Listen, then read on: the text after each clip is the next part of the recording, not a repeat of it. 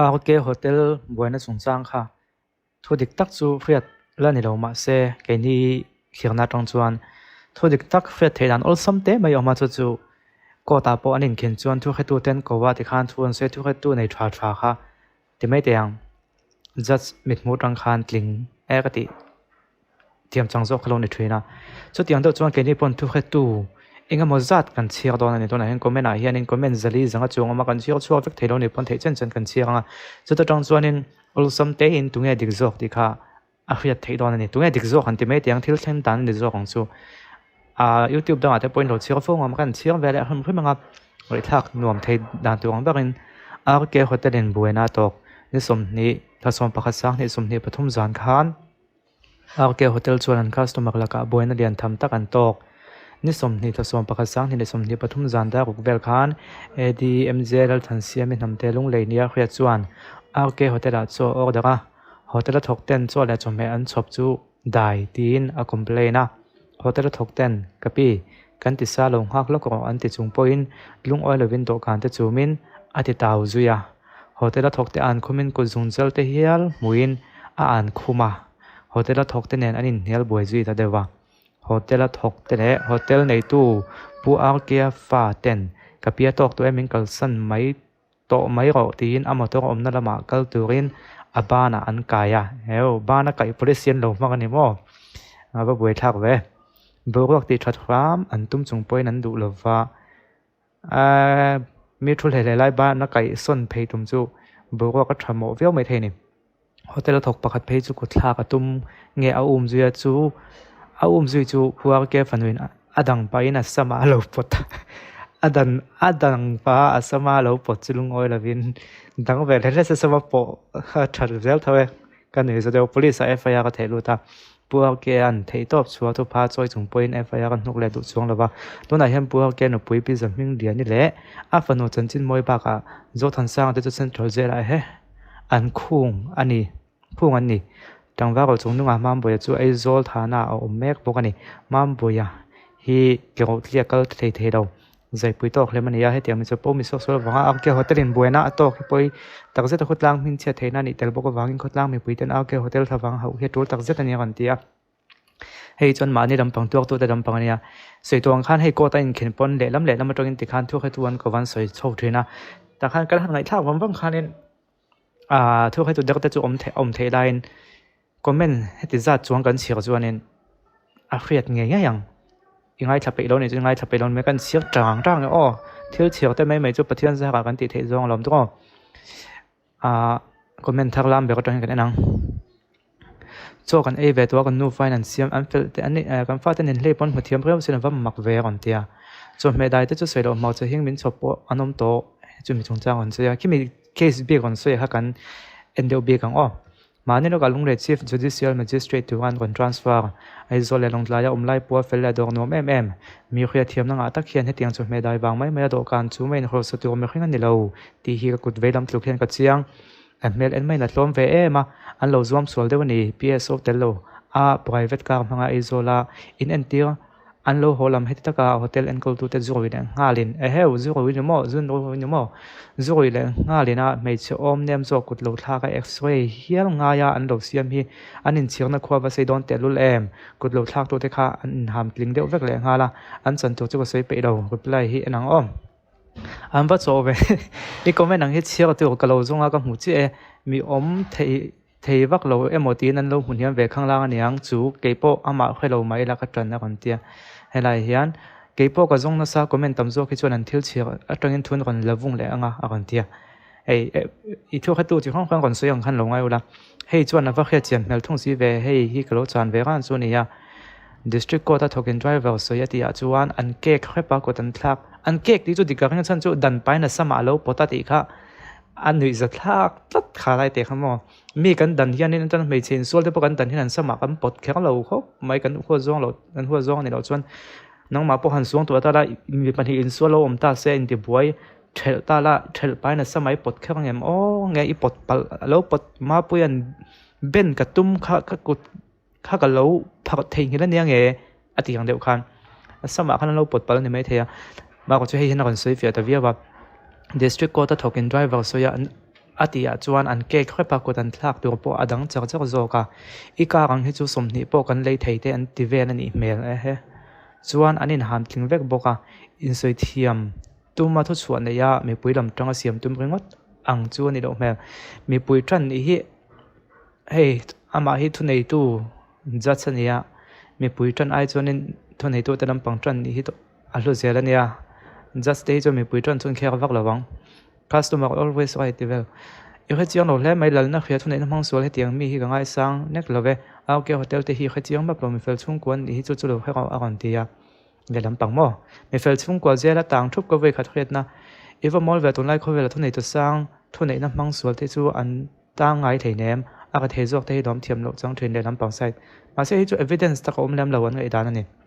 kho vel te chu mi sual te van ni na hei thu nei na mang sual ang li ani thil ti sual vin anga thil ti thei pon tu man tan tiang thei lo hei hi tle mi na ai on kho ve deu if in big sia thil ti sual mi lo thi mi lo thu nei to sang an tan tiang po pakhat tan han soi te mi thil ti thei an ni wang hian thu nei na mang sual an ni ngot bik lo wa ba kha nge just ten lo ke an lo nu kol ve ngot mi fel chung ko te chuan an ti sual an kek ti chu ko oi lat an kon sei thiam nai moi nai theyang be ka site le la min an kon sei point asama apot an kon titlat ma ko chu sei to angin kan chiar zelang pije than siam mi chu ama kha chiang tu mel khia po ka nei chu wang chang ka khia chian em ke hotel te thiam lo ani ka ring lo bu a kon tia a kon confit a kho me ma se thumu ma sei tu nei lo wa enga mo ta khe kon sei chuak se hetiang lam thu chiar tu om hi ka ring reng ani hetiang kon kho se chiam tu mi zia ni ka ring lo reng ani ti te ikot velam tluka I chian kha ding lam khan lo chiang ve lo chiang ve lo ta se au ke hotel hian chung ko hi mi zau takan nia chu tiang kho pa ko tan thak ngal mai chu ga ring lo au ke hotel kha chiang tu te po felan lo ti hlom khop mai an za lo tu kan chung ko nan roi so hei tak hi a confusing ta ni an roi ti kha hi kan chiang zong ko thak ngal mai chu ring lo ma la kut khan thak meu sian chung ko khan lo chapo ve do zok ani lo mo ne da CGM te chuan a private car po pha somni chuang lei thein anin soyam ni kha car somni lei lovin ukul roi nan lo mang zok mai ro se komin chung pen an chuak man tom si lo wa central jail ma ma si present lo wa pe mai te cheu CGM ani na ang ni devin customer ani na nga service tha lo social ngam chala chil in homa ngam lo chala chil nom chi hi chu poi deuh ania pte hi private capacity a civilian ang ni devin PS on and designation vehicle a chuang ta se entry dana dang fu zok lo mo kan tia dek na chin pom ve tho mai mala traffic police noi kain ham thing ve to selected phak na chu a hit view lo ai fe ka thai do veng hal mak mai to lam uin ne san tam don tiang ne so me sa chop mai om ti velte nia te ma rin tlak deuh in ti kha chiang de ho hi kan han chiao zel ni an so tu kum phone thlak mangai ti velte ani a eng angen ni ka hello ve customer kha kan mu se thei customer kha chung cha kan so ya chumi te chu an so la so lo ka hello ma si kho vela chang kang ve to state pakhat hotel ve meu customer te chu sa eng hal mai thei lo ko pa ti vela ni central jail ate dai ava mak ve kan tia reply na hian chu chi sai bi khet ka chak central jail then main lokap lu phota bel thei le ngal tu ka ngai central jail me wan thlen thlak chon enga mo om ni nge yang enga mo thir kal phung khadau chuan makan ti jail ni hi anti boy hi a u dewani judicial magistrate ani an roi kutan hi eng hi poi ani anti sol hi lem chuanin abon de ulakani mo poi view ne central jail thlang phachin tu case ani chuan until post ki site e ngai rang side bilam engma am post so silo ka khave le thoi tu ngai central jail thlang hal thei tu chuan in ti kha angon se kutan thlak let ve view extra te po anti ten ti kha tom chuanin ho ha te poi thui view a song chuan chiar lo nga mà tôi có sống thì bố con lấy thầy thì về là hiện suy uổng phải không mày hay là kín lúc à tôi tem muốn công nó còn lằng lẽ mày không thì khá này chân chú thì khá anh suy đàn suy ăn đều vất mày ok hotel thì chọn phải là xin chút tiền thì tụi con đi lâu để làm bằng hiện suy này nó mang số là này thì về thế chọn để làm bằng thì chọn cần khai chiang hay tiền miên thì là vá tiền anh suy đàn chọn anh chấp bố này thì về thế trel pain asa ma pota ti có thể cái lo là mà khăn trái mình cái ngày tuần na bias được là cái này dẹp thuông lo chân chú mi chơi là sao mà bộ cái hay chú ngayตัวนั้นติด bias เราเท่เราเนี่ยมีไหมหมดที่ NGF judicial magistrate แต่กูตันเราท่ากันนี่มันกูตันเราท่ากันนี่จนให้ไปบอกจู่โอเคประคัดกูท่าปัลโปก็เราแน่น CJM ไม่ให้ตักให้อันเราอมเจียหินขัดเทียมเราเนี่ยเราอมเจียก็เทียมจะปล่อยเสียจู่กันเนี่ยจู่ MMA ไฟตับกูท่าไอ้ปนก็เฟซจู่ให้ขัดเทียมเราเขาจะนั่งขัดที่มอก็อ้วนเนี่ยก็ขัดเทียมแบบเขาไม่ยันส่งไม่มีคิดจู่อันนี้เลี้ยมเราตัวจู่ไงกันสิเองทิ้งเชื่อจะปุ๊บเราเนี่ยแต่กันสิคิดยังจะดูไม่ขึ้นกันอมกันเราเอาเลยก็รีคอร์ดละเราติดต่อได้ยาเราทีมได้ยาเราแค่ทีมเรากันที่นั่นแหละไงอัตราของปุ่นอังเดียววิวไม่ยาตรง customer care ที่จุนจังกันเสียไซต์ให้กันเชื่อเลยไซต์เบี้ยไงปุ่นก็แค่เราเบี้ยก็แล้วตอนเชื่อมันตีกี่ customer กันเนี่ย customer กันเนี่ยที่นั่นทอกตัวแต่นั้นดวงที่นั่นติจุงปนลุงอ้อยลัดเราจุงหุ่นต่างจวนไม่ตัดเสียจุดไม่เราซ่าเราว่าอันติสัตว์ชุงปงหักให้จูอาเชียงอังข้างง่ายๆนะปมตีนั่นเนี่ยให้ไซต์เบี้ยไงนั่นจอกันเนี่ยว่าฉันชัวอันทุสวยที่ดีก็เวกเราเทเลล้ำเลยล้ำทุสวยไงท่าตรงคันนี่50-50หันหลักปนที่จริงจังค่ะอาเรียเทตานี่ข้างกันไงท่าจงตรงหลังตาจูจัดเราในตาละจัดกันนี่เราที่เรามั่มถือนะจัดกันเรากันนี่ใต้ตั้งส่วนนี่เราปุยที่เทียมเรากันสันติตอนนี้นะเนี่ยตัวน้องก็เชียวตาจงขันจัดเราในตาละเล่มาให้ปุยหมอเดลลักชัวที่ตัวจวนจบไม่เอาได้ยาคอมเพลนที่เขาจูทุดลิงจูนี่ทุดลิงที่ไม่เตียงค่ะเฟกต์ประคัดเลี้ยนเดียวลักสวดเฮียจินจูเราแล้วจวนนี้อันนี้นกบัวยาอัศมันปดที่จะพวกเขาใส่เลยแล้วเจ้าใส่เลยแล้วมาจนกุดันท่าก็เอ็กซ์ไซง่ายเขาเป็นอันท่าก็นั่นนี่ไม่เชื่อค่ะที่อันนี้เลยแล้วมาจวนนี้เทรนตัวมาอมตัวก็แล้วมาหวยตัวมีนบ้านนั้นไก่พยาติเลยอันฟันูอินอีงั้นยังเทเลตุมนั่นมาอัศมาปตาที่เจดำเทียงเป็นการสวยเนี่ยจุดบางจุดอันนี้นกบัวยากุดันท่าเดียวเขาจะอมนี่แต่เชียงบอกว่าจินซู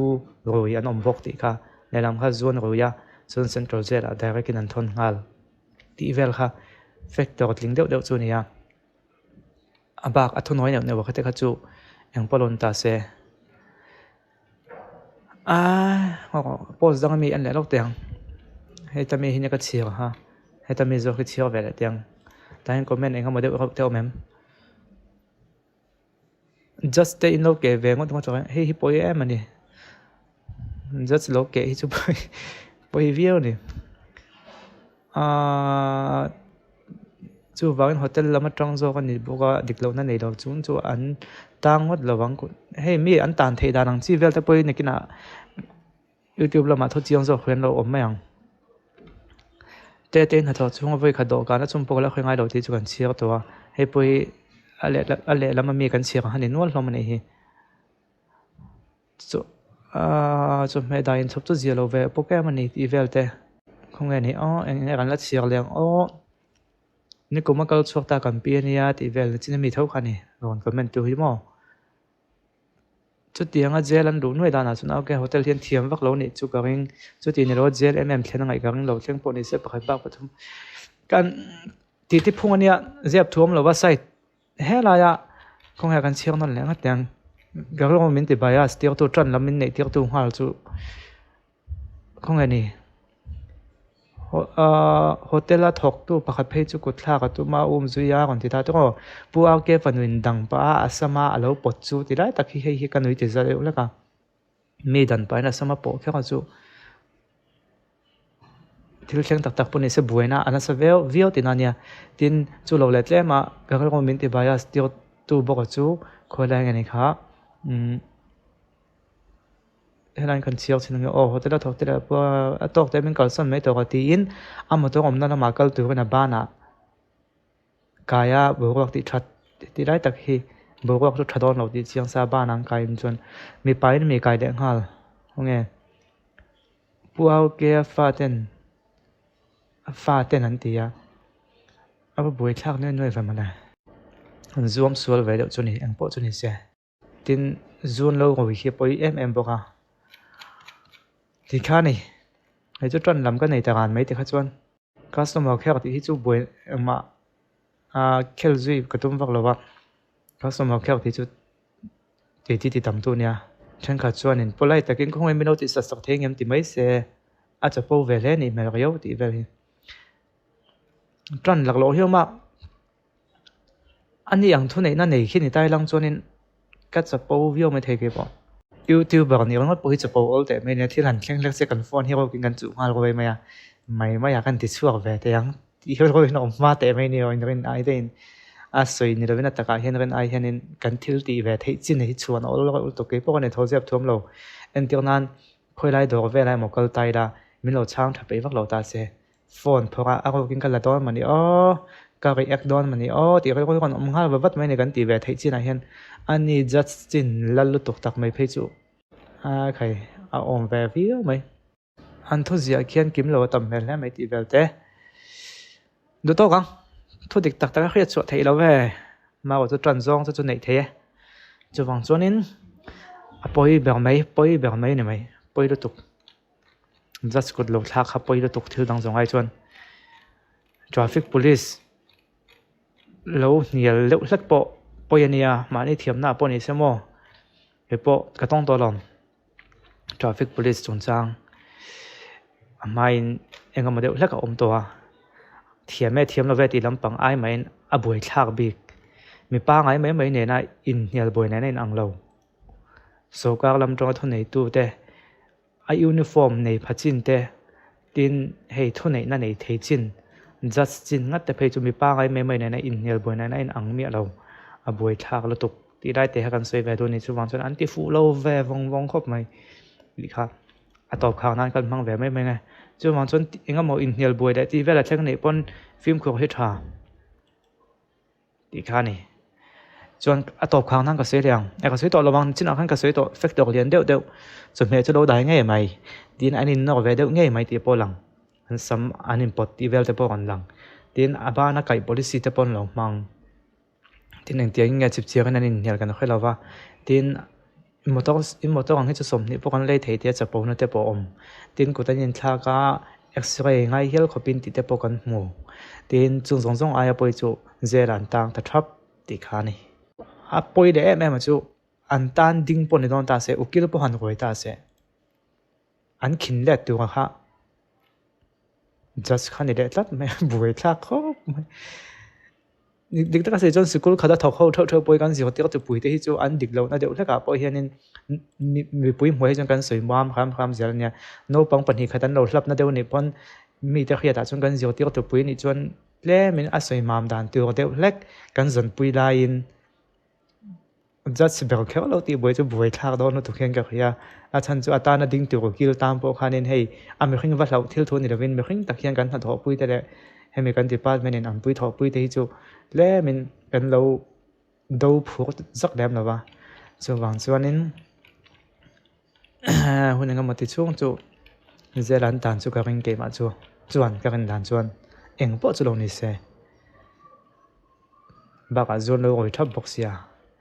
เดี๋ยวตอกเตียงกระเชียกอ่ะโฮเทลเราลำปังก็จันจะได้ไหม